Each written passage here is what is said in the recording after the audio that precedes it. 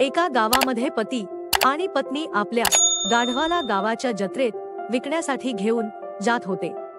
पत्नी गाढवावर बसलेली आणि पती पायी चालत जात होता।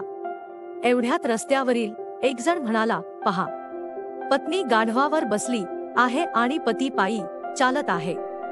हे ऐकताच पत्नी खाली उतरते आणि पतीला गाढवावर बसण्यासाठी सांगितले। तेवढ्यात कोणीतरी म्हटले, अरे वा, बिचारी पत्नी पायी चालत आहे आणि तू गाढवावर बसला आहेस, तुला लाज नाही वाटत का? तिच्या पतीला काहीच सुचेना की काय करावे। लोकांनी प्रश्न विचारू नये म्हणून पती आणि पत्नी दोघेही एकदमच गाढवावर बसले। काही वेळाने एका मुलीने त्या तिघांना पाहिले। मुलगी म्हणाली, केव्हापासून तुम्ही दोघे या बिचाऱ्या गाढवावर बसला आहात? जरा गाढवाला आराम द्या की। लोकांच्या वेगवेगळ्या प्रतिक्रिया ऐकून तिघे पण पायी चालू लागले।